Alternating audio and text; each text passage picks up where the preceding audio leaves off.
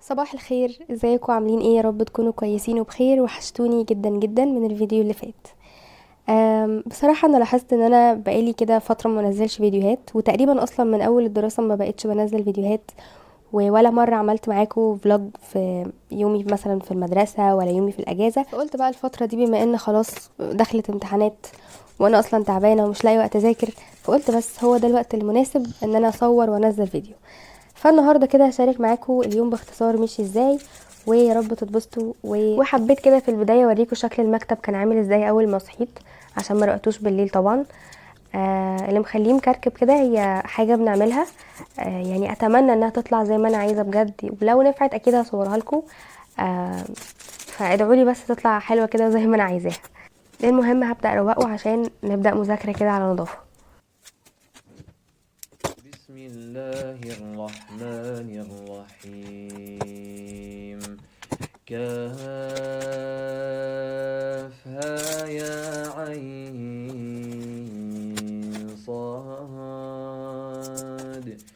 ذكر رحمة ربك عبده زكريا إذ نادى ربه نداء خفيا قال رب إني وهن العظم مني واشتعل الرأس شيبا ولم أكن بدعائك رب شقيا.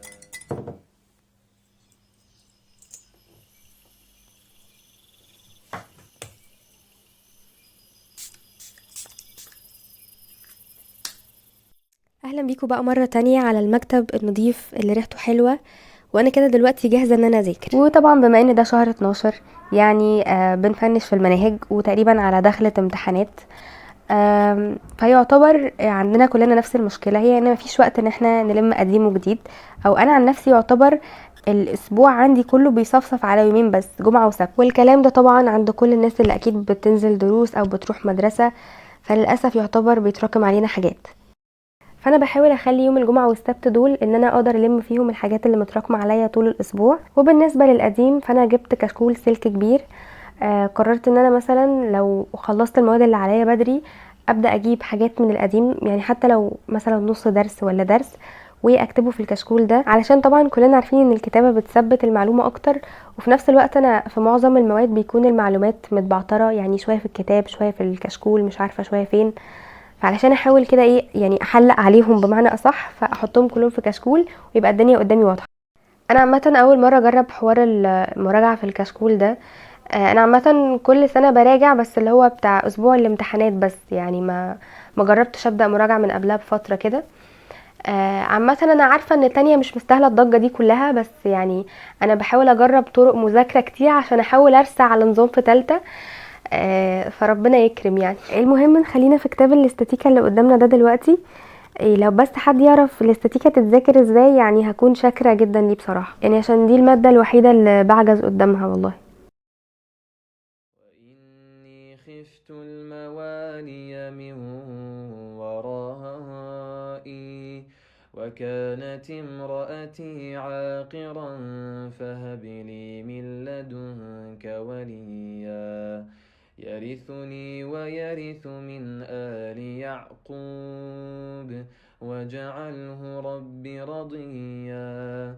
يا زكريا إنا نبشرك بغلام اسمه يحيى لم نجعل له من قبل سميا قال رب أنا يكون لي غلام وكانت امرأتي عاقرا وقد بلغت من الكبر عتيا قال كذلك قال ربك هو علي هين وقد خلقتك من قبل ولم تك شيئا قال رب اجعل لي آية قال آيتك ألا تكلم الناس 3 ليال سويا فخرج على قومه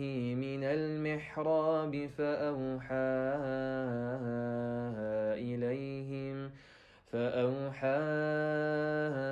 إليهم أن سبحوا بكرة وعشيا. ورجعنا تاني للمكتب.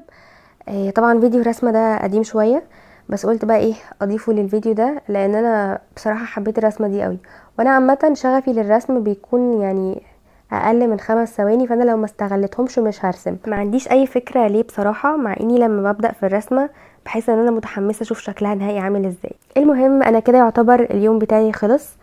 وزي ما قلت لكم مش دايما بيكون فيه رسم، يعني اوقات مثلا بيكون فيه مذاكرة شوية، وفي الغالب بيكون مرقعة او نوم، وبس كده. ده كده الفيديو بتاعي النهاردة. يا رب تكونوا استمتعتوا بالفيديو وبسطتوا بيه. ما تنسوش تعملوا لايك للفيديو لو عجبكم، واشوفكم على خير ان شاء الله في فيديو ثاني قريب.